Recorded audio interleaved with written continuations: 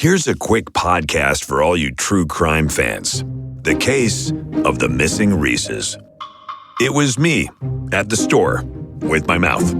Motive? They're Reeses. What was I going to do? Stop myself? Tune in next time to see if I do it again. Spoiler, I will. Wow, that had everything.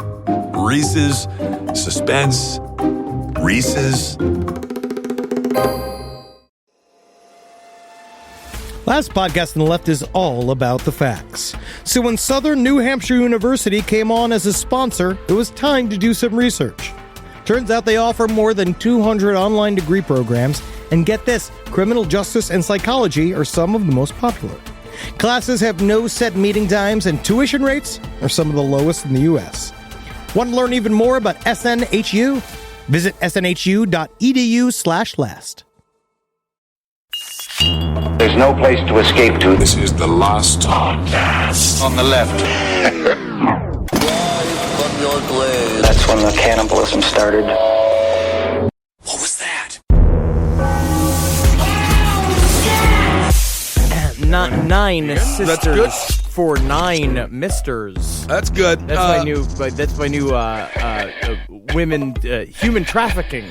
9 sisters for 9 misters. Vocal warm up. 9 sisters for 9 misters, and they have to go, or they're all will be murdered. I'm getting all the sounds in there. That's not a limerick, though. We already discussed this. Oh, yes. That's right. All right, so this is the last podcast on the left, everyone. I am Ben Kissel. That's Marcus Parks. Hey. He's here. Shakespeare instructor Billiam Raxmian. So your birth name is Billiam. Yes. Okay, you didn't give yourself that name. My mother decided to include my nickname into my regular name, so they called me Billiam. I see. And I will not be approached any other way. Okay, Billiam. Keep your tights tight and keep your armpits damp, because we are making Shakespeare for the 21st century, so there will be robots in it. Oh, that's fun. What do the damp armpits have to do with Shakespeare? I don't know. Okay, I good. saw Shakespeare last night for the first time in many years. I went to see our friend Ryan Fike do a very interesting play, but I gotta say, they're all wet afterwards. Yeah. They don't understand. In TV and movies, I only gotta they learn stuff for an hour and a half. They're yapping all this fucking nonsense.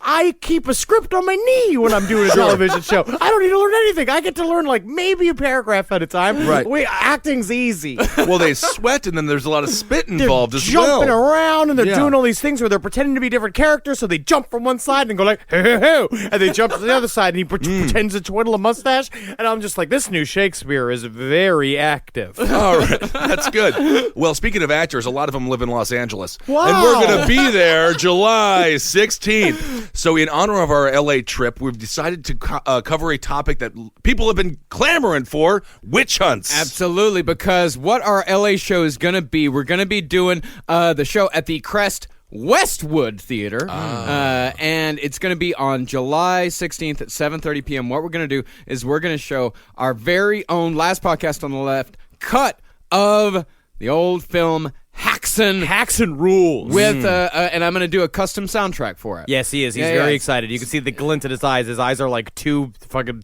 silver teeth in the skull of a dead man. That's right. You know, if you put your hand your hand under your armpit and you can make little fart noises. Marcus does that, but he puts his hand under his butt cheeks. It's really strange how his legs can bend back like that. Yeah. You could touch the ball of your feet to the back of his head. Yeah, it's horrible. I'm very limber and very flexible. All right, let's get on with witch hunts. Witch hunts. Yeah, and specifically European witch hunts. Yeah, European on some witches. If you're in Europe, I don't like it. Germany. I'm just trying to mix it up. You know, I would say less effort. Go with less effort. Thank you. Go to crestwestwood.com to get your tickets. Witch hunts.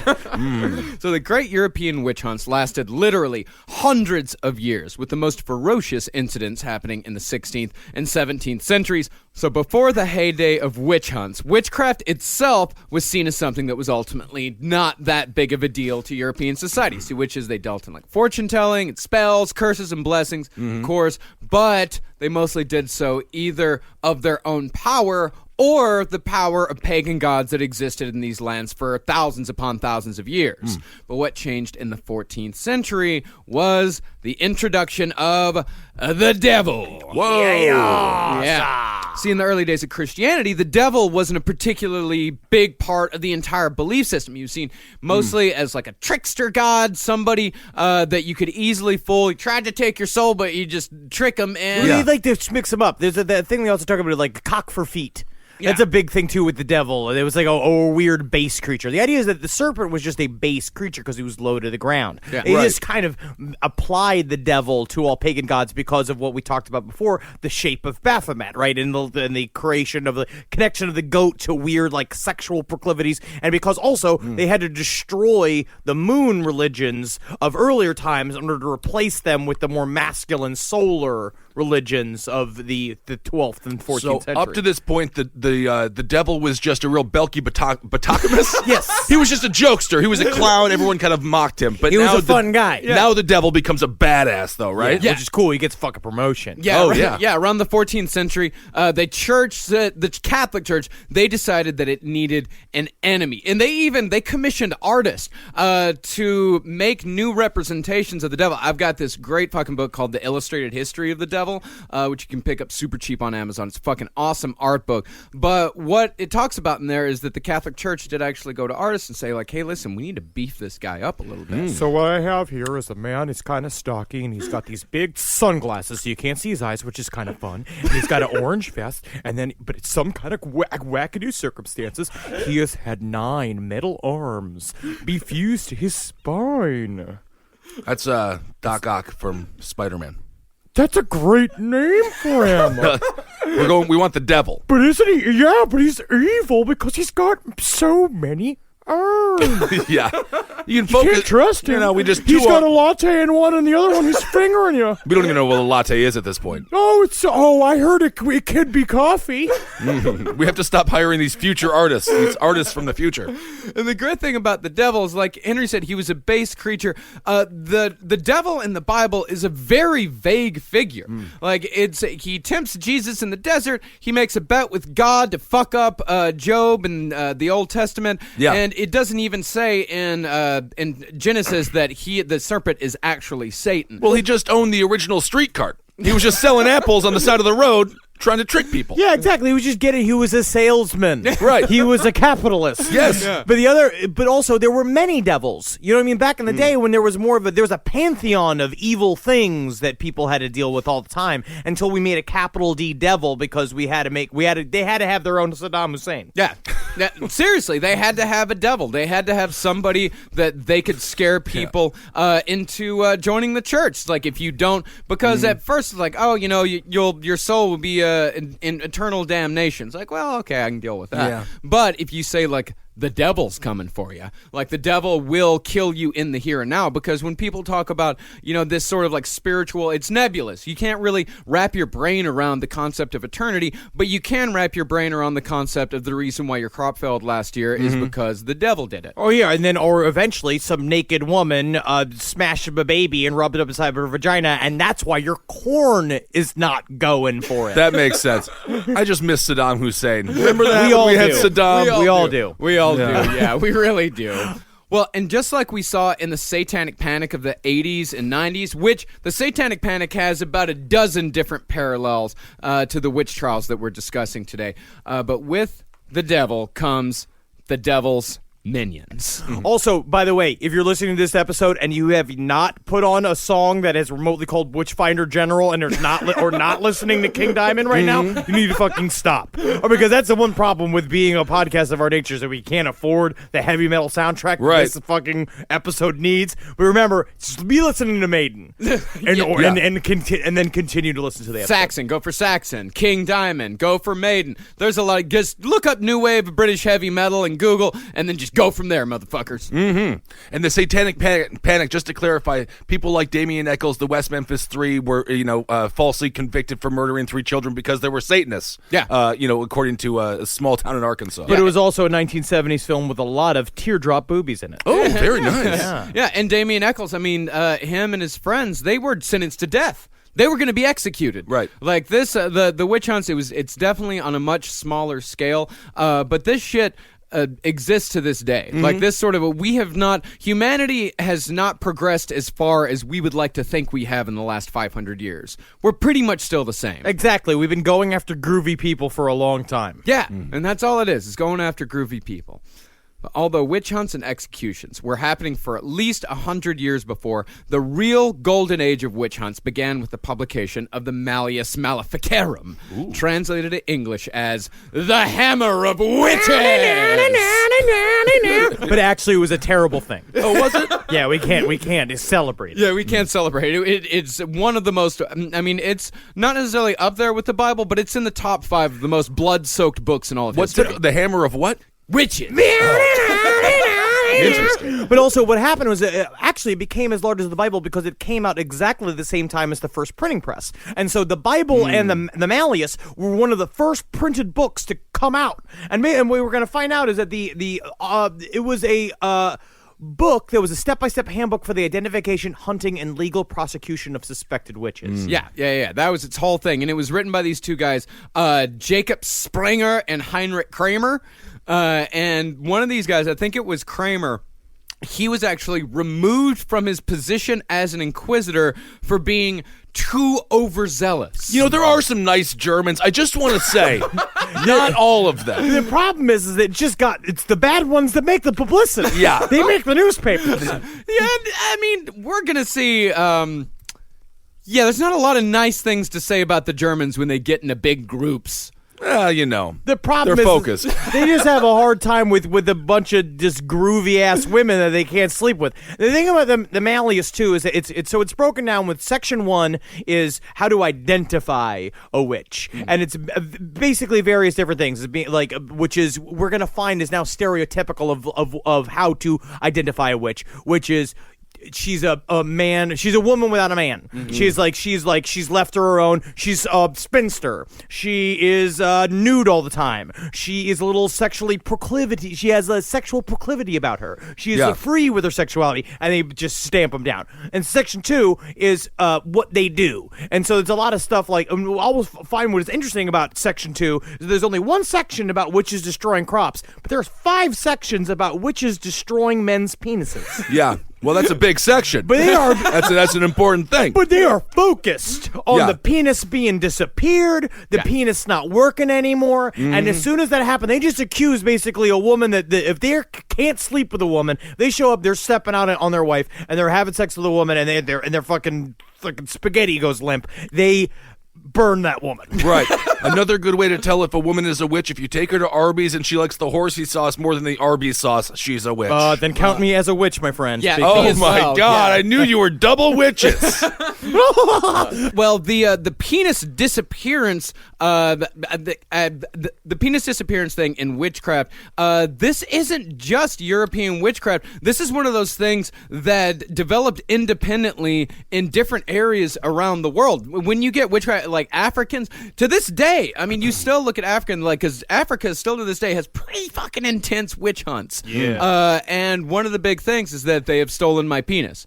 That she has stolen my penis. I cannot find my penis. Where is my penis? And that happened way back. You gotta put a bell on it. Yeah, always. That's what I do. That's why I got 2 jingle bells. It's a hard time. You can't really hear it on the podcast because then I covered my penis and the bells in a big old sock. Yeah, thank God. But what I do like in the Malleus is that a way to describe is that like the way you can tell that a witch will remove your penis by illusion or magic, and the way that you can tell if it's illusion or magic is that if it comes back, it's an illusion. I see.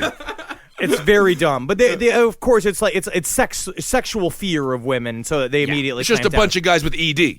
pretty much Erectile dysfunction. exactly. And I imagine at the time it was often. I think a lot of guys had ED because they're eating nothing but like valerian root and living in mud. Right. And section 3 is the legal breakdown of how to interrogate and punish witches, which is brutal. And the whole thing is just all the various different ways to smash a woman's breasts. Yeah, it really is. The torture that they put these women through, and men and children through, it is. I mean, it's up there. It's because they took so many cues from the Spanish Inquisition. A lot of this stuff was kind of a bit of a holdover from that time. So the torture that these people went through is horrific. It's pretty brutal. It's pretty straight to the point. Yeah. I mean, now we do the thing where you keep you up with Limp Bizkit all night, and then even waterboarding is bad, but technically it's illusion of drowning. They just smash your feet. Yeah. They just poke your eyes. Yeah. You know what I mean? It's just not. You think they could have thought about it a little bit and made it a little bit more creative about like putting you in a dark room and then one of them dresses as a ghost and like you just turn the light on every once in a while and he goes like, whoa. That would be scary. That would be scary. Instead, they just cut your nipples off. Pick them up by their ankles and then turn them upside down and shake them. And if there are any dicks that fall out, then they were dick thief. It's here in her dick purse. Yeah, I knew I should have thought of something when she called it her dick purse. Please bring me my dick purse. I just don't get how you can be accused of stealing cock, but you got no dick on you. Doesn't make any sense.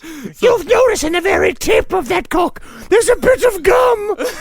Could I have a piece of it, please? I had an onion before being arrested. But the book also is very specific in the fact that if you are accused of being a witch, you're done. You are accused. You are a witch, and now it's a matter of whether or not the devil has silenced you enough that you won't confess and give up other witches. But either way, you're murdered. They lie to you about exiling you, but either way, they're going to burn you. Yeah, and the whole thing is that we must save this good woman, or we must save this man from eternal damnation before we just murder them for witchcraft, because we want to save their soul, but they're still witches, so we still have to slit their throats and burn their bodies in the town. We got to do something. We got to do it. There's no choice. Almost harkening back to Shonrikyo, the idea of killing somebody for their own benefit. Exactly. That's exactly what it is. So by 1520, the Malleus Maleficarum had gone through over a dozen printings, with the witch fever reaching its pitch in England with the passing of the Elizabethan Witchcraft Act of 1563. And the Malleus sat on the desks of lawyers and judges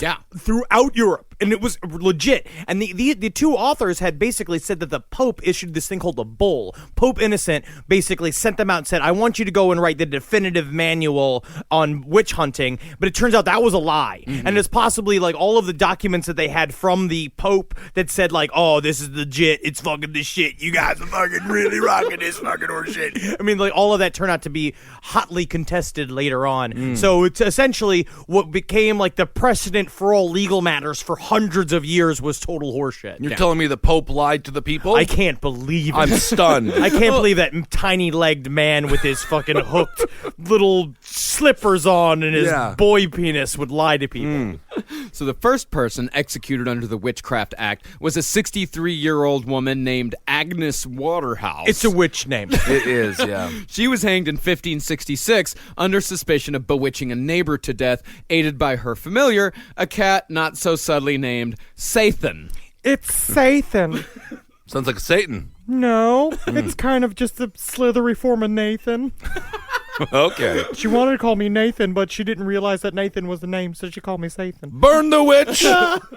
So Agnes, it's still a talking cat. Yeah, it's creepy. So Agnes was not the first, and definitely not the last elderly woman to be executed for witchcraft, and with reason. Following the Black Plague, the decimation of the European population resulted in the creation of the nuclear family. Now, most of us of Western European descent grew up this way. It's, the nuclear family is parents and kids with pretty much no room for grandma. Grandma sucks. Yeah.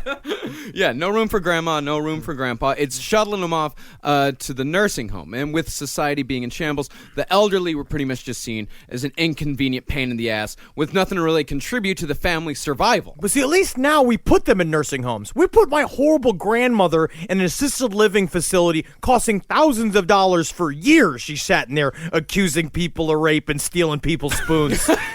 She was a horrible woman. It's just, but back in the day, we could have taken Mimar and just nailed her shut in a shed out in the middle of the forest. You named her Mimar? That we called her Mimar. Mimar? Yeah, but my cousins called her Mimi.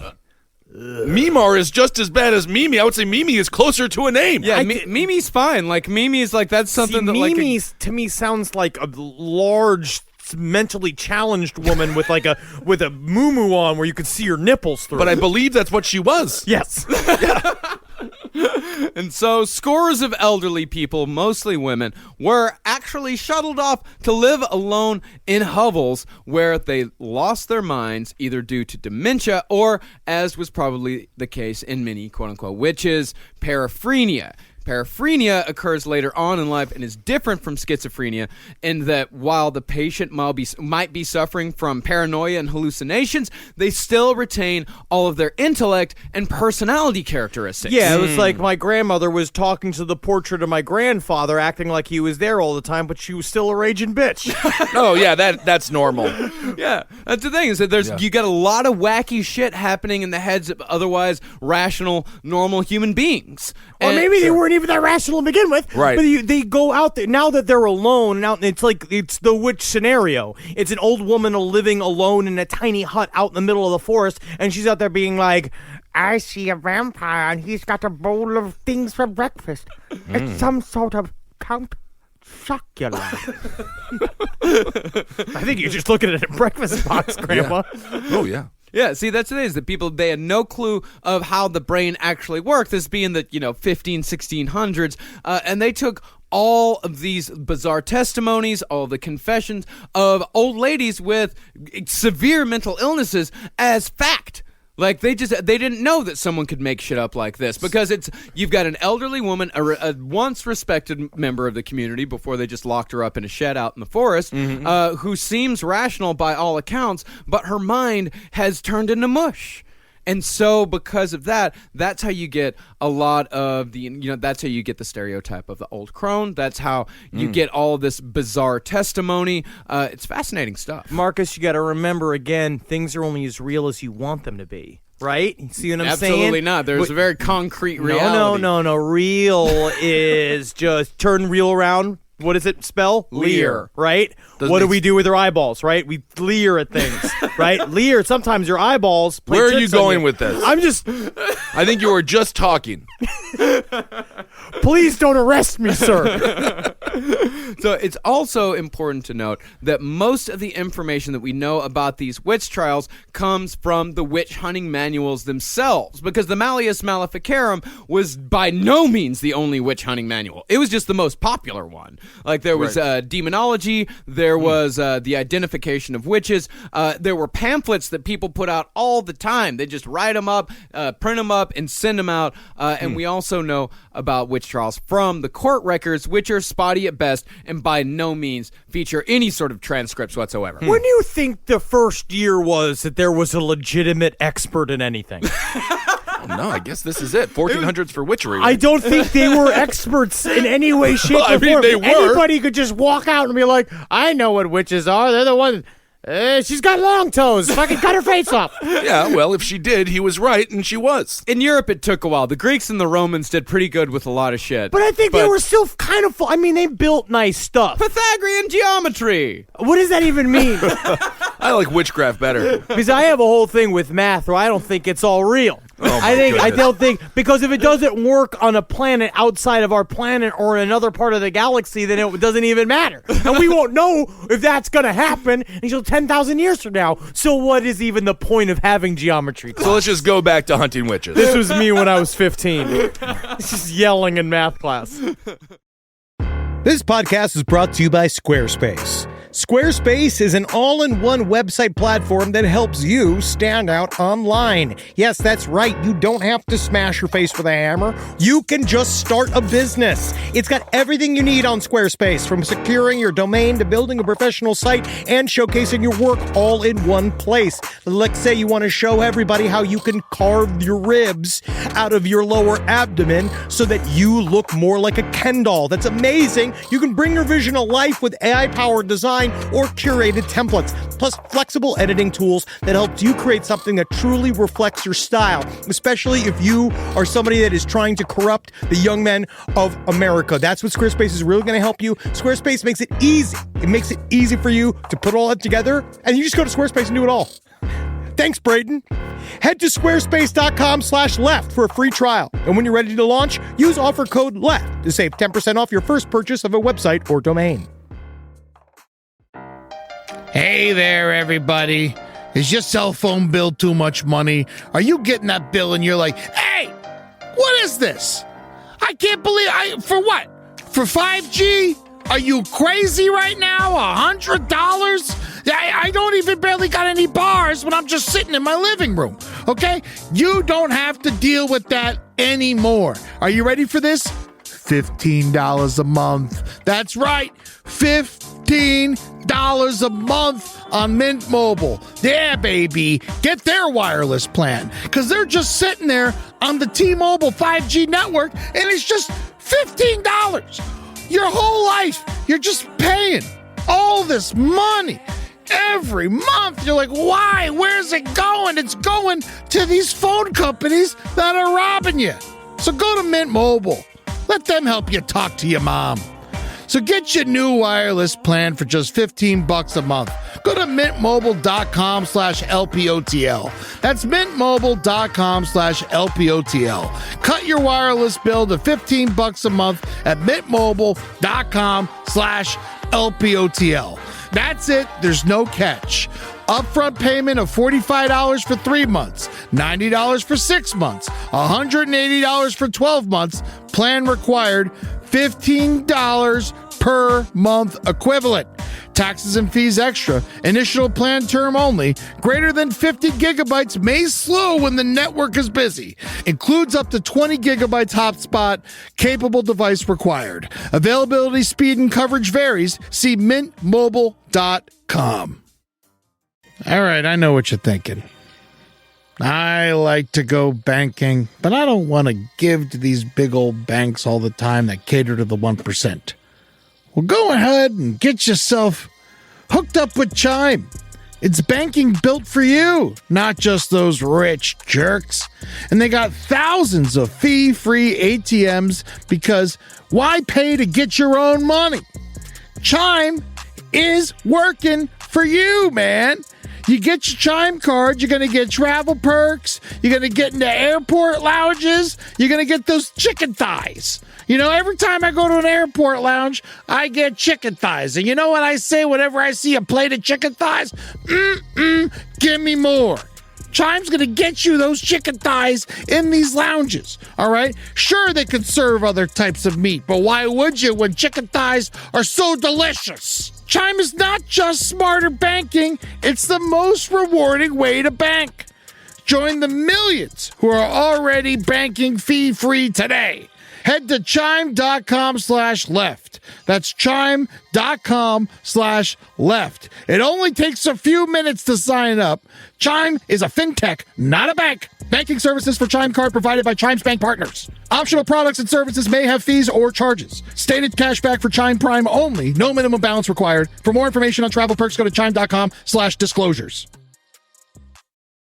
Well, the other thing about these confessions is that we only know either by accident or by every once in a while someone actually coming out and saying how many of these confessions were obtained by torture, either by the state or, in the case of the North Berwick witches, the employer of the accused.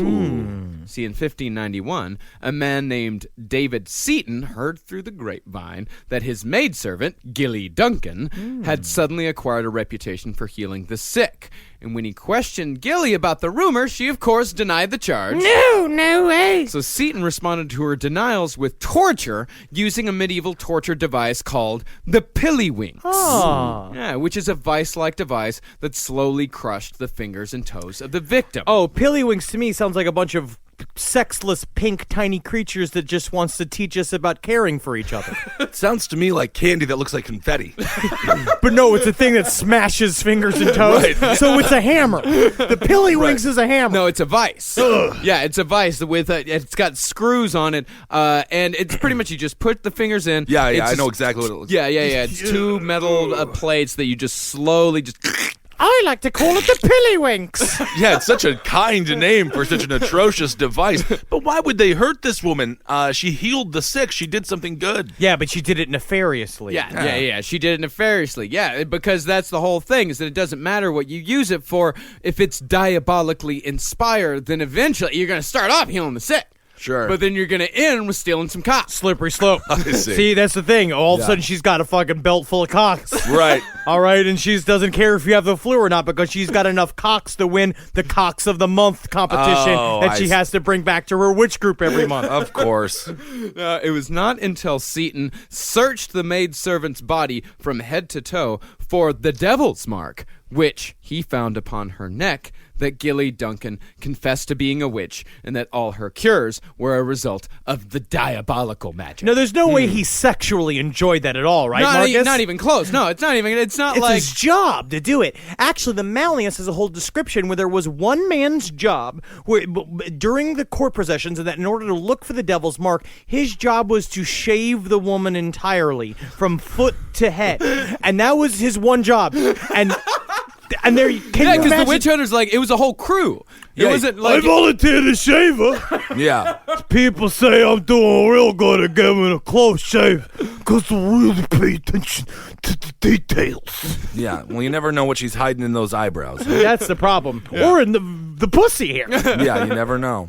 So in case you're not familiar, the devil's mark is a spot on the body of a witch that is supposedly impervious to all pain, which is a result of the devil scratching off the holy chrism of the witch's Christian baptism. And the discovery of the devil's mark was a boon to witch hunters, as it was seen as hard evidence that the accused was a witch.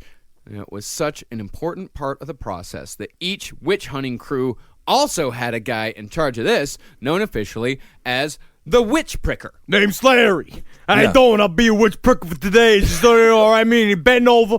All right, spread them open. Nice. I don't see any mark. All right, flip her over. You know what?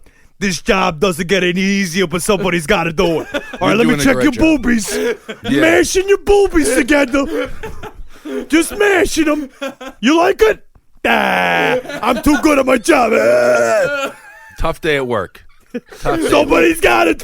Somebody's got to wake up and make the donuts, huh? Yeah, we know. So after Gilly was tortured, pricked, and arrested, she immediately began naming dozens of co-conspirators in a plot that reached far beyond the local peasantry. And what started as a simple 16th century afternoon of a boss torturing his employee over a rumor that she was helping people out ended up uncovering a plot to murder James IV, a.k.a. the King of Scotland. No, not the man who's never seen a pair of underwear.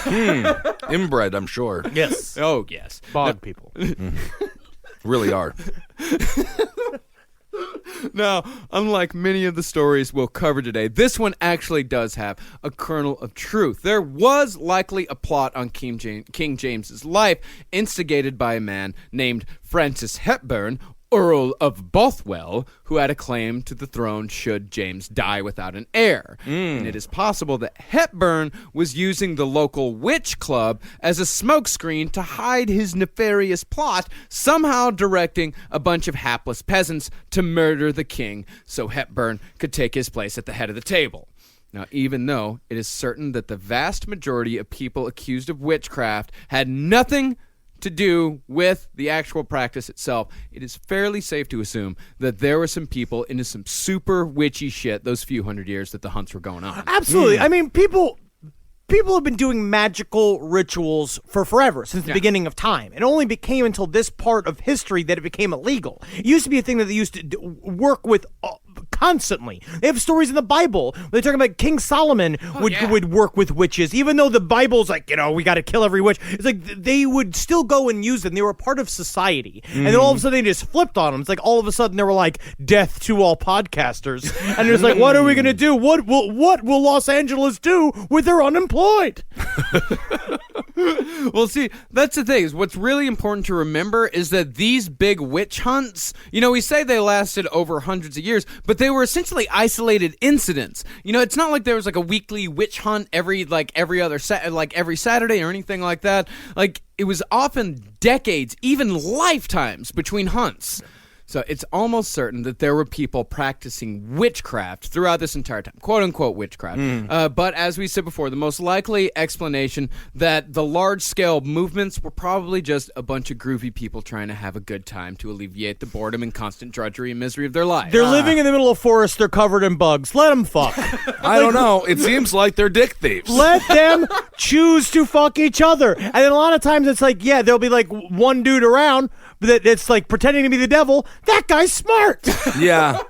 Yeah. See, these gatherings, pretty much an excuse to just have a gigantic orgy. And as it is with a lot of things like that, it's a little easier to let loose when you've got a bunch of ritual involved. And Frances Hepburn of Earl took full advantage of this. You're just setting the mood. Yeah. They sound like juggalos. And No, but but I'll also the say juggalos are also hunted by the government. they are, and they are persecuted. They are. And we need to stop this modern witch hunt of the juggalos and let them drink their Faygo. That's and right. let them have crab-infested sex with each other. Well, there is a little bit of an STD problem. But There is, but that's the okay. problem is that I'm just afraid for when all the crabs that the juggalos are creating with each other's bodies and that are then mating while being next to each other from different strains of different Sure. parts of Lower California, that they will eventually create giant super crabs. Yeah. That our government, and that will be the problem the government really will have to handle. Yes. Because you know who they're coming for? Robert Downey Jr. It's very possible. America's treasure. Yes, he is. Yes.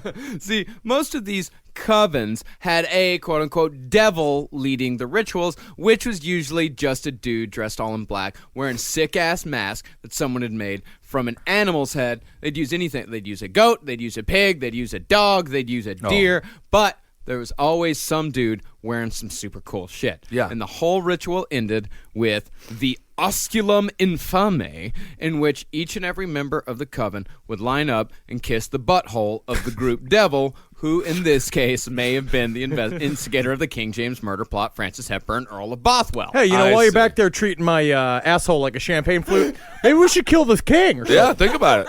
And just say one witch is like, I will do something special for you, my infamous leader. Oh, yeah, what are you going to do, Agnes? Well, that's good. Play it like glass. Oh, I'm getting goosebumps. I think she stole my penis. And you know what? Good for her. Good for her. Good for her. So the Earl, of course, escaped all consequence and fled to Italy, but thankfully for him, he left behind plenty of poor people to be tortured and executed in his stead. Oh, so they had to kiss his butthole and then they got tortured?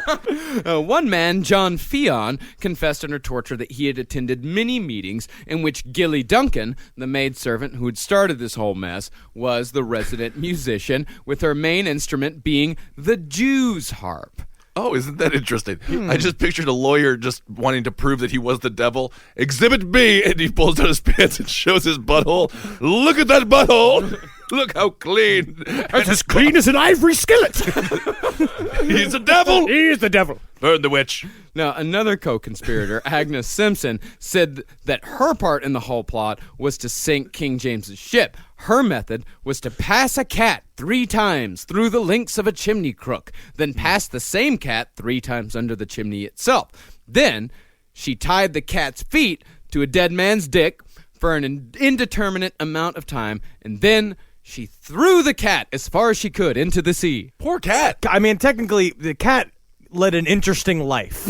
Yeah, I guess so. Yeah, the cat just, So these plots naturally required a whole crew to pull off. Agnes said that the cat plan was hatched at a gathering of more than 200 witches who danced drunk in a graveyard as Gilly played the Jew's harp once more. Now, this conspiracy that Agnes created is an important aspect of the hysteria surrounding witch hunts, because the idea that an invalid old woman or just a simple maidservant could hold any power whatsoever, that would be ridiculous even by 16th century standards, that some old woman in the forest could hatch a murder plot to kill the king. But if that same old woman was backed up by a far-reaching and well-organized group led by the devil himself, then it starts to become a little more plausible. A little more plausible. A little more plausible. Right. And that conspiracy can be blamed for all sorts of problems that a government might have. And as we said earlier, witch hunts, rather than being a constant feature of life during these centuries, they were incidents that burned bright and very hot for relatively short amounts of time. And many times, Said hunts coincided when that particular region was suffering from religious or political problems. Because then you create an enemy Right. for everybody. You go look and you say there's a giant network of evil witches that are conspiring to steal our penises. You're going to get people mobilized. Yeah. Right. That's what Hillary Clinton needs to do.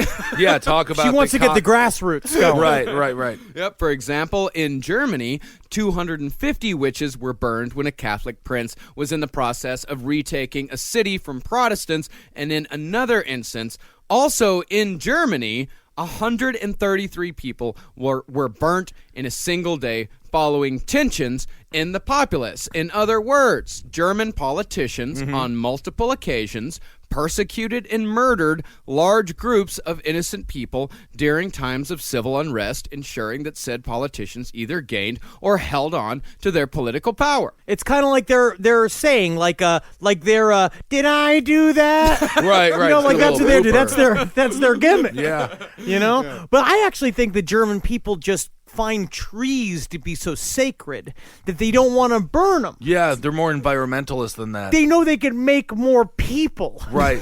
Yeah. So you just burn them. And the fat bubbles and crackles, making a sweet pernil. Yeah. Well, that must be an interesting odor there. Just piles of witches burning constantly. It smells like pork. Does it? Yeah. Don't do this. Don't get my wires crossed. Yeah. All right, I'm already on the verge of it- eating people. No, it really does. Like, it supposedly smells like a sweet. It's a very sweet smell. Specifically because they're witches? No. Humans. Oh, because they're humans. When you burn or cook a human, it's a sweet pork smell. Huh. Yeah. What else? Are there beans? You know, the thing I find that really goes good with pork is sort of like a jelly kind of marmalade you can put on top and get a sweet and savory kind of thing. That is a good thing. Yeah. Put some thyme in there and between their feet or something. You'll have people one day, Henry. Don't worry about it. Now, the Germans, to say the very least, can be an overzealous people. And Ben, don't give me that look. They're overzealous. They're full of energy. Yeah. You will say they really go 110%. They do go 110%, but overzealous. I mean, I'm not sure if that they're stern but motivated. Which is the worst. Yeah. Because I would say that ISIS is overzealous. Yeah, ISIS, okay. Oh, yeah, they're The biting off more Nazis- than they can chew. Yes. Yeah. The Nazis, the Germans. I'm sorry. Yeah, we're not even the Nazis haven't even been thought of yet. No, not even never but thinking they're about it. But the playbook is definitely being written. Yeah. Yeah. They're just They're you just know. real serious. that's and they what got they a do. lot of tools. They love tools. Yeah. Well, too many people. So between 1609 and 1616, 200 people were executed for witchcraft in the Bamberg region of Germany alone, which eventually came to be known as the Shrine of Horror. Fuck yeah. In the center of all this activity was the Hexenhaus, possibly the most brutal and deadly location for accused witches in all of Europe. And it's your free band name for the episode. Hexenhaus. Now, victims would be roasted in iron chairs and have their flesh rended from their body with red-hot painters. God, after you talking about the pork thing, I'm just actually Yeah. just sounds delicious. I don't want to lick the chair. Their legs would be crushed, their shoulders dislocated, and of course they would fall victim to the dreaded pillywinks. Oh, every time. Hi, we love you. Yeah, so you're gonna be rich, huh? Better grind your bones. You go get him, Tiki Winky. I like pillywinks. They're fun and nice. Yeah, it's fun. I rip your nipples off. Oh, I see. What was that? What? Now, led by Prince Bishop Gottfried van Dornheim, a.k.a. the Witch Bishop, it is estimated that a minimum of 600 people were burned as witches during the 1620s in Germany. But unlike England, where the aristocracy was shielded from accusations due to their ability to sue any detractor for defamation of character, the ruling class in Germany, who had originally instigated all this bullshit, died right alongside the poor. Germans, tough but fair. Tough but fair. That's right. See, in Germany, when a man or woman was sentenced to death for witchcraft, all of their assets were split between the town, the church, and the lawyers involved, with the establishment claiming that this was necessary to recoup the expenses of torture, incarceration, and execution. Distribution of wealth. It's Oh, Jesus Christ. Think about it. So this Bernie, is that's what's Bernie's going to happen. America. That Bernie's going to do That's this. it. Is Bernie going to be Distribution. So the Bernie's rich burn the Bernie? 1%. So Bernie's they're gonna burn the 1% and give the rest of the money to the town elders and the churches. Yep, hot chairs. So Hot chairs, Bernie's melting going to flesh. show up in a fucking cool ass goth Witchfinder General outfit out of nowhere with a fucking lute and a giant like papal hat that's made in black. Yeah. Cool. Yeah. Actually, I'm kind of into it. Yeah, no, yeah. So in 1629, 79 of Offenburg's wealthiest citizens were executed and had their property confiscated, with the only break in the proceedings coming when the clergy complained that they weren't getting a big enough piece of the pie. But the killings resumed shortly after an agreement had been reached. It's reaching across the aisle. Right. That's what's important. That is. Now, not surprisingly, the witch hunts of the rich in Germany abruptly ended soon after certain regions made it illegal for towns and churches to confiscate the property of executed citizens. I almost feel like it wasn't about witchcraft after all. That's weird, Marcus, Interesting. because it seems like they were really trying to kill as many witches as they could. Doesn't it, though? Yeah. Weird stuff. You know what I will say, though, about this whole time period? Bad time to be a lady. I think, what time period has been great to be a lady? It's good now. It's better. It's okay. Hey, dude, it's all right now. It's Yeah, all right. We're better. We're not crushing their bones anymore. No. Not all the time. Not here. No. Not in New York specifically. No, New no, York not is a at great the Creek place. in the Cave. The Creek in the Cave is a great place for women. The podcast studio has been very good to women. This area around the table is a very safe place physically for a woman. Just right on the table, around 6 inches radius. Yes. Perfect place. So Perfect. women are, they're doing great. safe. Women are fine. Yeah, totally. But a couple of decades later, in France, the wealthy aristocracy became embroiled in their very own rich witch scandal of their own, known as the Affair of Poisons, in which 36 people would be executed following an old-fashioned poison-for-profit land grab. I love these poison for profit land No. grabs. I want that. I want there to be a show like hosted by Tony Danza. Yeah. And it was just all the poison for profit Profit land grab. And I gotta say, I'm really happy to everybody that's been involved. Typical. Tap dances at the end of it. Now, after being accused of trying to poison her father and brothers in an attempt to inherit their estates, an aristocrat named Madame de Brinvilliers confessed to a crime after undergoing a technique called the water cure, in which she was forced to drink 16 whole pints of water in one sitting. But also then Big Dog at K-Pack gave her a free Chevy bandolier. That's kind of fun. That's not that much water. Is that too much water? I'm always slamming that much water. That's a lot of water. Especially if you're I in wouldn't confess to a crime if you're- I had 16 pints of water in You're me. also dehydrated. Also, they're wearing a tiny corseted, faceted dress all the time. Yeah, these are courtesans that we're talking about here. All right, but it just seems to me like the water, drinking of the water is the least torture we've heard so far. It can be pretty intense. Well, it comes down to everybody. It's France, so everybody's eating a lot of butter and drinking a lot of wine. It seems like you got to do Croissants. something to clear the urine. Yeah, I mean, okay, but we'll move on. But Do you I know just how feel like out of thick and all the stinky torture we've heard everybody's- of, this woman just had to have a couple of pints of water. 16 pints. Well, you've had 16 beers in a night. I had it this morning. Yeah. Yeah, but you're not allowed to go to the bathroom or nothing. Don't break the seal. Bodies Plug were it up. different. You think that's what they did? They made her sit on a cork? Yeah. And then she blew up like it was like a fucking Looney Tunes cartoon? I don't know what happened. I just feel like she wasn't sitting on a hot chair. She wasn't getting piddly-winked or whatever the hell it was called. She had to drink water. Anyway. Bodies were different. Yeah, I guess so. So this woman, after she confessed to the poisoning, she was beheaded and her body was burned at the stake for good measure after the head was lopped off. But the incident sent the court of Louis XV into a veritable tizzy of poison paranoia, and it wasn't long before accusations of witchcraft began. So authorities began to round up local fortune tellers and alchemists who, under duress of torture, started naming members of King Louis's inner circle as co-conspirators in a whole variety of plots to poison rivals, spouses, and family members. It seems kind of crazy that you could take a bunch of rich, fancy, powdered-wigged aristocrats and slap them around a little bit, and they'd confess so easily. Sure, they're weak people. So the most well-known of all these rounded-up sorceresses was Catherine Montvoisin, a.k.a. La Voisin.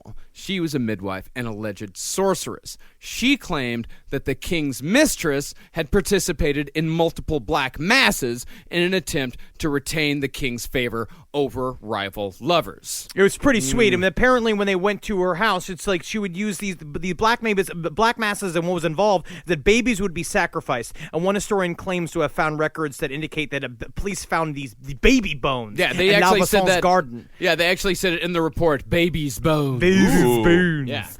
Yeah. So she would slit. So her main lover, so King Louis XIV's main lover was a woman that was like a very politically motivated lady. She was called the real Queen of France. She would walk around and basically be able to talk with a bunch of different ambassadors and different dukes and bullshit of the court, and she was really good at it. But she was getting edged out by a supple young country girl that Louis XIV had just seen literally milking a goat.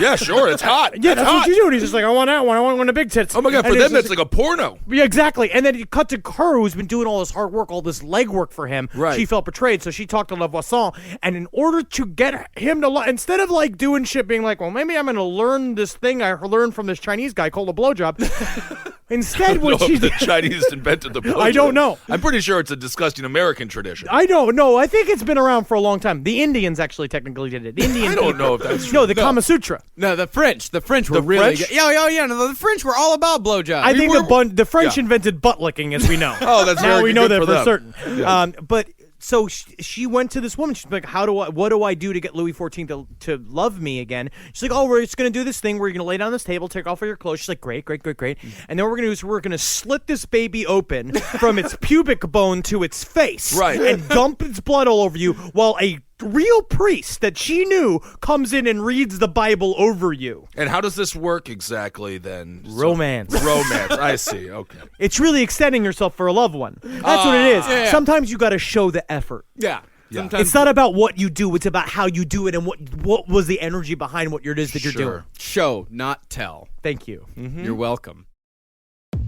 Insurance isn't one size fits all. That's why drivers have trusted Progressive's Name Your Price tool for years. Just tell Progressive what you want to pay, and they'll show you coverage options that fit your budget. Visit Progressive.com to find a car insurance rate that works for you. Progressive Casualty Insurance Company and Affiliates. Price and coverage match limited by state law. This is a paid ad by BetterHelp. You know, stigma shows up in a lot of different places. I know I had to explain to my handyman about the devil imagery in my home. I had to explain that in our home, El Diablo es bueno. And he reluctantly agreed. I think largely just because he was in my home and he was scared. But over time, he began to see, the devil can be my amigo. See, even in 2026, stigma can get in the way of a lot of things, right? My handyman almost didn't put up my floating media cabinet, right? You gotta get support for your mental health. Maybe you've encouraged friends to consider therapy while avoiding taking the first step yourself because you're busy, worried what others will think, or telling yourself you should handle it alone. No, you need a team. Get therapy with BetterHelp, the world's largest online therapy platform. Give me a space to slow down and talk through what's building before it feels unmanageable. So let's take a short questionnaire to identify your needs and preferences, and BetterHelp will handle the initial therapist matching work for you. Their industry-leading match rate means BetterHelp typically gets it right the first time. Feel confident knowing BetterHelp therapists work according to a strict code of ethics and are fully qualified. So don't let hesitation hold you back. Find support with BetterHelp. Sign up and get 10% off at betterhelp.com/lastpod. That's betterhelp.com/lastpod. It's obvious we love true crime, but it does make us feel a little paranoid about what's out there, as it should. And that's why it's so important to get a home security system that gives you peace of mind. With SimpliSafe, you can stop crimes before they even start using their AI-powered cameras to identify threats on your property and alert US-based live agents to take action.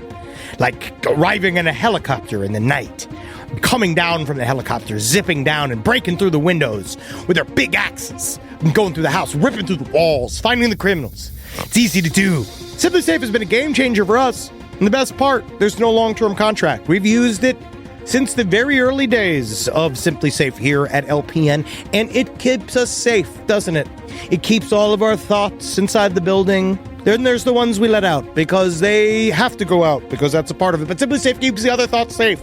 And for that, we say thank you, Simply Safe. And we want you to experience the same peace of mind as we, which is why we've partnered with Simply Safe to offer an exclusive discount to all of our listeners. Right now, you can get 50% off your new system by visiting simplysafe.com/LPOTL. That's half off at simplysafe.com/LPOTL. There's no safe like Simply Safe.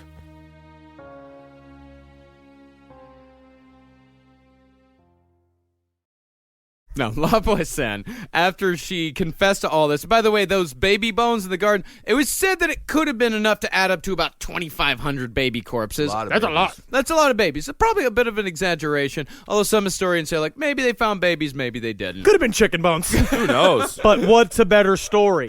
And also, the way she confessed is that they took little Vasson out and got her hammered. Yeah. Yeah. They got her super hammered, and then after she confessed, she was naturally burned in the public square, and before the entire affair was over, 34 more would be burned as well before King Louis finally put an end to it, deciding that the whole affair is just bad publicity. Yeah. First of all, I love the idea of just being able to accuse somebody of witchcraft who you don't like. Yeah. I almost want to go back to these times. No, that's what it's all about. Oh, dude, you would have been burned years ago. No, not if I call you a witch first. You're a witch, you're a witch. I don't know. I think that you would have been called a witch first. But I would have just owned it. I would just been like, yeah! I've been working on that laugh for years. Yeah, it's a pretty good laugh. I also want to make this like a Hangover movie where she goes out and gets trashed and then ends up. Like, What did I do? Yeah, it starts with her like Look at her snapshots. Her Ken Jeong is there. Oh, and that was the guy who taught me how to do blowjobs. Oh man. But while the French were dealing with witchcraft in the highest reaches of society, the filth of England were having their own scandals. Cool. Now, in the early 17th century, two rival families of English hillbillies from the Pinto Forest were in the middle of a feud. That sounds like it's more in Mexico. Yeah. Right? Yeah, the Pinto Forest? Yeah. Yeah. Well, maybe they took... Where the beans grow. Oh, don't you go where the beans grow, because it's most sacred land there. You do not crush a bean, you get a 5 years bad yuck and your feet fall off. A lot of beans are grown in like California too. No. Both families were known far and wide to have sold their souls to the devil, and both were headed by matriarchs that were said to be the very definition of the old crone stereotype. And at the head of the clan Southern was an 80-year-old beggar named Elizabeth, known locally as Old Dimdyke. Yeah. And on the other side was Ann Whittle, a.k.a. Old Chaddocks. You know you're, like, ugly when a part of your nickname is old. Yeah. Dimdykes and Chaddocks, huh? Going at it. Yeah, Dimdyke Chaddocks. Now, the two were rival herbalists who bolstered their business by claiming to have the power of the devil behind them. Gotta have a gimmick. Gotta have a gimmick, but the only problem was they were both trying the same gimmick. We don't know what the devil who bought Chaddocks' soul was like, but Dimdyke claimed that the devil who bought her soul appeared as a little boy named Tib, who negotiated for her soul by saying she could have her heart's desire in return, although what that heart's desire was, we will never know. I like a name change. That would be nice. I don't like my name. I think it's a bit too telling. Yeah, I like a bit of the licky lick.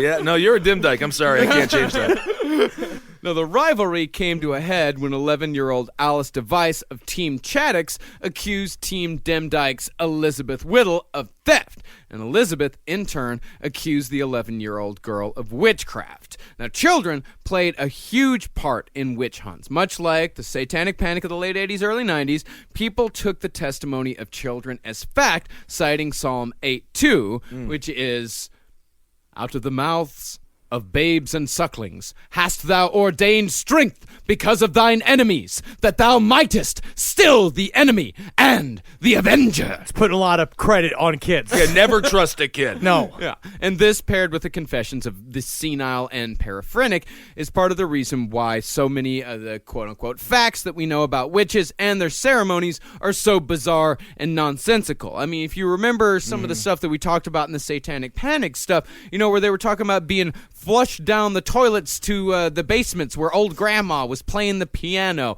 and dozens upon dozens of children were being sacrificed all at once, even though none of these children were being reported missing. It's just the idea of, kids are also trying to appease whoever it is they're talking to in authority. And in terms of old people, they're also happy to get the attention. Yeah. They literally were willing to be the center of a witch trial in order for somebody to pay attention to them. It's sad. Right. Well, and you should trust children if they were around Dennis Hastert or Jared Fogle. Then you can trust the children. Nowadays, you could trust. You have to give them when they're saying stuff like when they're calling somebody a witch. Yeah, they're not. That's a witch. what's hard. That's hard. But if it's some, pretty straightforward molester, then Sure. Oh, if it's a molester, you have to at least pull the trigger on somebody. Now, one Lutheran minister, this is just for example, about children calling other people witches.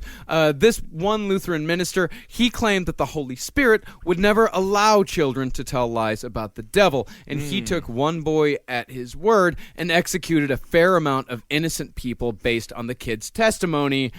That is, until the day the kid accused a member of the community with some actual standing, after which the investigator offered the kid a bribe to say, like, hey, did you make a mistake? Did you kind of mean to accuse somebody else? Why don't you accuse somebody else? And the boy took the bribe without question. I think he did it. I think he's the one with the devil. Here's $5. It wasn't him. Very good. And so the inquiry was abandoned. The boy was beaten, and they put the whole affair behind him. But this boy was actually one of the lucky ones. Yeah. Yeah, for particularly in Sweden, children were executed right alongside the adults. In one case in 1668, 15 kids were executed under suspicion of witchcraft. 36 others were let off with a lighter sentence, with the 9 to 15-year-olds enduring public beatings with rods every Sunday for a year. Wow. While those under 9 were sentenced to being beaten on the hands on 3 consecutive Sundays. Oh. All right. It's kind of fun. It's organized. Yeah, very organized. Strangely organized, but organized nonetheless. But back in England, the Demdike-Chaddix affair was only beginning. The 11-year-old was promptly detained by authorities in Lancaster Castle, the same place her accuser was being held for theft.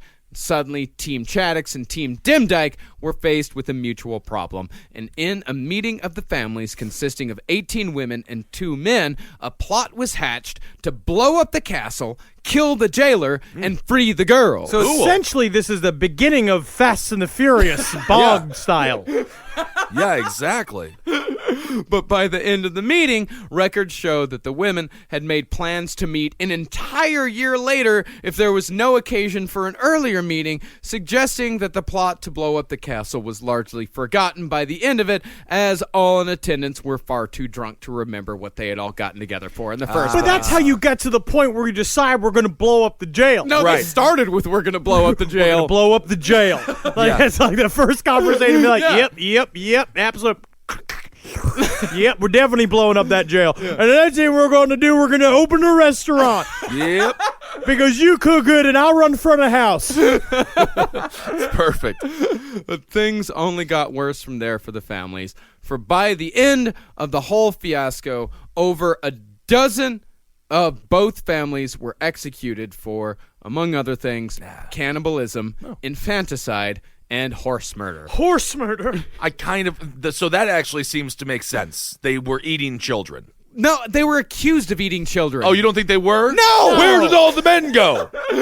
Where's all the men? They were working. 18 women, 2 men, they're eating the boys. That's what they were doing. Nah, they're being groovy, man. I'm going to have to go with the government on this one. You going with the government? Yeah, I'm sorry. They're just hanging out. Chaddick's got to go. Yeah, this is why you would have been oh my God. Oh, you would have been Witchfinder General. Witchfinder General. Yeah, that's what I'm saying. You That's why I would would have have been a lived. witchfinder. And you're a witch, and you're a witch, and you're both dead. Yeah, that is true. He could kill us very fast. Yeah. I'm the devil called Tib. That's what I would have done. I would have taken that on highly. Yeah, I would have ran. Yeah. No, Either that or gotcha. murdered you in your sleep. No, I don't sleep. That is true. Witchfinder generals cannot sleep. Witchfinder generals hate to sleep. Always busy. So the great witch hunting hysteria in Europe had slowed down considerably by the early 18th century. Scotland's final execution was in 1729 when a woman named Janet Horne was burned alive in a barrel of scalding hot tar for allegedly turning her daughter into a pony and riding her to a black mass. This is my daughter! Yeah. But what if she did? I mean, now I'm taking the side of the Yeah, state maybe here. she's I doing really it. can't. I could see her doing it. You can see her doing it. But what if she possible. just considered her pony her daughter? Well, burn her in tar her. So Sweden's last hurrah was a tad more dramatic, resulting in the beheading and burning of 71 people between 1674 and 1676. Germany held on for another 100 years, burning their last witch in 1775, the year before the birth of America. Wow. Where nothing of this sort ever Not happened. even once, we Wow. would never do it. There's no way there's like a Muslim ban being proposed by a front runner. No, There's no we way never we're- burned witches. We've We never- never owned people. No. We never killed a bunch of people. We showed up at a land completely empty. Welcome, Matt. They said welcome. He said, Matt. please come. And the have guy's it. name was Matt. Absolutely. Welcome, Matt. Have us. Yes. Take our families, No, please, please. would you? That's where the Henny Yeah, Youngman yeah. joke came from. Take my wife, please. Please kill my wife Yes. and me and my sons. Wow. Please. Great Yes. country. We did great. We're great. We're great. But the biggest holdout of all was England, who drowned their last witch in 1880, although that was more of a citizen's arrest than a state-sponsored execution. 1880. 1880. Wow. Yeah. These two guys killed a woman by the drowning test. Then the drowning, sure. The drowning test is when you tie a rock to a woman and you throw her into a. It's a Monty Python joke. Yes. Yeah, And, it's and like if you she d- drowns, she's not a witch. Yeah. Which is very sad. Yeah, very sad. If she drowns, she's not a witch, but if she floats, then she's required to swim back to shore. Well, she will then promptly be burned alive at the stake in the town square. Right. So, What do you wish wanna in do? one hand. Take a dump in the other. Right. Which kid feels first? It takes a village, two in a bush. Yep. That's what that is. Right. But only 40 years later, witch hunting would be revived in England in a decidedly less deadly and much more foppish manner by a man named Montague Summers. Now, this guy is a fun little guy. He's a fun, fat little man. Now, Montague was obsessed with witches, vampires, and werewolves. Like Robert Pattinson. And he was the first person to translate the Malleus Maleficarum into English, publishing his translation in 1928. And he said the Malleus Maleficarum was one of the single most important documents in the history of written documents. And I think he is actually pretty Bordering on correct, yeah. Border on correct there. So Montague, he was also a proud member of the Uranian poet movement, the members of which believed in the Greco-Roman practice of Erastos Eromenos, or man-boy love. Oh, I thought it was like oil wrestling. No, No, well, but it kind was of is, oil I guess. wrestling, but it's with a child. So And he's they- a pedophile. Yes. Yeah, they were the kind of the precursors to NAMBLA. Right, Yeah, right. yeah. So he was a foppish pedophile who hated witches, Right. especially those nude older women. Blech. No, as Montague was English, obsessed with the occult, and was the possessor of horrific sexual predilections, it almost goes without saying that he crossed paths with the great beast 666, Aleister Crowley. So basically, Crowley showed up as the new modern purveyor of magic. Yeah. And then Montague decided that he wants to, because he's not a fan of the woman folk, he's going to come out and he's going to say, I'm a witch hunter, after which they would then probably fucked each other. Yeah. It wasn't even that he was, I mean, it was more like a chase thing where Aleister Crowley came out and said, I'm a wizard. And Montague came out and Then said, I guess I'm a wizard fan. I mean, hunter. and they made a nice little like chase game out of it. Yeah, and they just slapped each other's butts all the time. I Those see. two weird, fucking bald-headed, ruddy, old Englishmen. Soft bodies. Soft men. Very, very soft. And like the vast majority of witch hunters throughout history, real or not, Montague was not a fan of the women folk. And we'll end this episode with a reading from Montague Summers' book, The History of Witchcraft and Demonology. In the following pages, I have endeavored to show the witch as she really was. An evil liver, a social pest and parasite, the devotee of a loathly and obscene creed, an adept at poisoning, blackmail, and other creeping crimes. A member of a powerful secret organization inimical to church and state. A blasphemer in word and deed, swaying the villagers by terror and superstition, a charlatan and a quack sometimes, a bawd, an abortionist, the dark counselor of lewd court ladies and adulterous gallants, a minister to vice, inconceivable corruption, battening upon the filth and foulest passions of the age.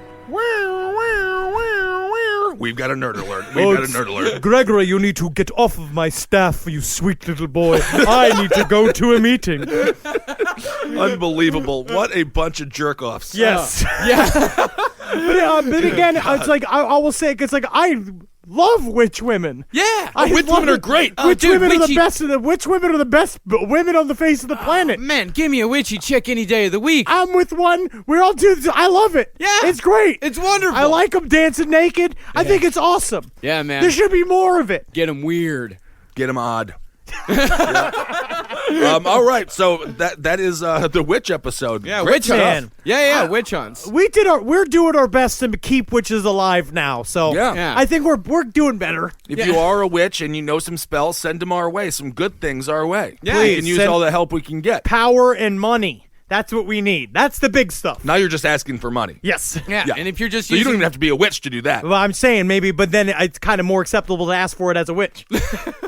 Yeah, man, you don't even gotta do witchcraft. If you're just using it as an excuse to go fuck, go fuck. Go fuck. Come on, man. I'm just do it. asking for a nice spell, a blessing to be sent our way. Power and money.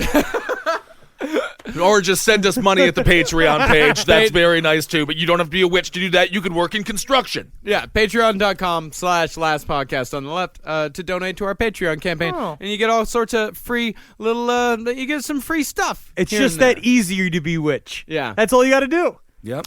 By the way, thanks to assistants Megan Fierro, Sammy Coughlin, and Alice Bennett for their help on this one. This one actually was a super research heavy episode. Oh, this was a bear. Yeah, also, go ahead and read the Malleus Maleficarum if you choose to hurt your brain for a while. But it's really interesting to get a view into that time period and how they viewed women and magic. It's very specific. It's just got that old English sentence structure where you don't know what the sentence is about until at the end of the sentence. Yeah. So it takes a very long time to read. Yes. Trickery. And of course, if you guys want to, once again, we're coming to LA on July 16th. Go to crestwestwood.com to get tickets for that. They are selling out very quickly. There are only a few left. And thanks to everyone for Chicago. We'll see you guys tomorrow. Yeah. And we've got a ton of other shows coming up, including the fucking UK. We're coming back. Yes! We finally got it booked. We finally got our UK dates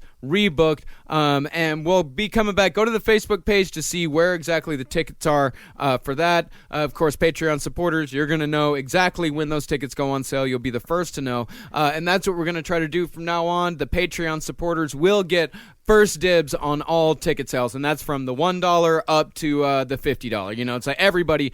You guys are the ones support us, so you guys are the ones that are going to get like first dibs on all this type of stuff. Because the reason why we're able to do this stuff, the reason why we're able to do so many live shows out of town, is because of the money that you guys give to us. So you get first crack. It's incredible. Awesome. This is going to be a fantastic tour. This is going to be so much fucking fun. It's going to be in early October, the 2nd to the 6th, I think. But you know, you're going to be able to. You guys are going to be able to buy tickets here real fucking soon. It's going to be cool as shit. And we'll see y'all in England in October, man. Yes, and you get half off the door if you say we're here to see the Fat Rolling Stones. That's us. No, that's not true.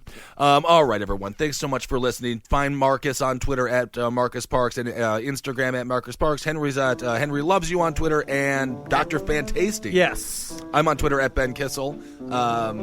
Again, no to Instagram. Can't remember my password. So that's kind of screwed me over there. Oh, go and check out my music show, The Lucky Bone Show, on mixcloud.com/Marcus Parks. I just put out a new episode yesterday. It's sweet. Yep. And Mr. Parks do a couple of other shows together. Abel gets Top Hat for Politics. If you want to feel like you're getting drunk with your friends, listen to Roundtable of Gentlemen and Page 7 for all your entertainment needs. And Sex and Other Human Activities. For the mental health advices. If you're scared of yourself. Yeah. You'll be more frightened after you listen. Yeah, we've been getting a lot of new listeners there from us, from all you Last Podcast people. It seems that yeah. many of you struggle with mental health issues. Stunning. stunning to hear. But hey, we all do. So come on exactly. over. Come on over. Not and me. join I'm completely fine. You are doing okay. We should all be medicated. Hail yourselves. Hail Satan, please. And Heil Geen. And hail me in the quiet of the night. Congratulations. All right, all you Patreon subscribers, as promised, we got to give you guys a little bit. Got some shout-outs. Shout-outs. What up, shout out, what up to Big Greg, old Greg. This is good. This is like we're hip. Yeah. We Shout out. Shout out. Shout out. You're on fleek. You're feeling ratchet. Yeah. Oh, you assholes. You're assholes for making assholes. All right, that's fine. All right, we're going to start off. We're going to do this chronologically in the order of the people that gave to us. And, of course, the very first people that gave to us was the Joystick Jerks podcast, which are all awesome dudes. Shout out to Carly Drew, Lynn Houghton, Sally, Sala Desmarais, Gary Eazel, or Lazelle, either one, Jason Murray, Jeff Heilman, Joe R., and just simply Matthew. Yeah. I'll give a shout out to Patrick Edmondson, Kevin Zadnik, Monica Esquivel, Mike T. Cherry, Danielle Marlin. Hey, Danielle. Hi. Hey. Daniel Platt, Brittany Bertner, Dick Forge. His name is Dick Ford? Dick Forge. Wow. Cooper Wilhelm, and Norman Pineda. All right, so now my list of people. Les McGinnis. Hey, Les. Isn't that exciting? I have a little less is more. That's kind of a fun one. Sad. Allison Mahoney. So, hey, I'll have Mo honey. Yeah. Allison, my honey. Yeah, my honey. Sam Jacobs. Don't know him. Don't know it. Don't know the name. Don't. Nicholas Agnew. So Like Spiro Agnew. yes, but Nicholas Agnew. A victim's name. Yes. Shane Bagwell. Sounds like a pro wrestler. Very cool. Ooh, here's what I won't pronounce correctly. Timu Milimaki. I think I actually might have done it right. Perfectly. Can I look at it? Timu Milimaki.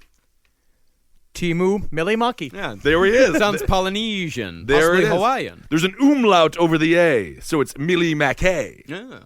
Okay.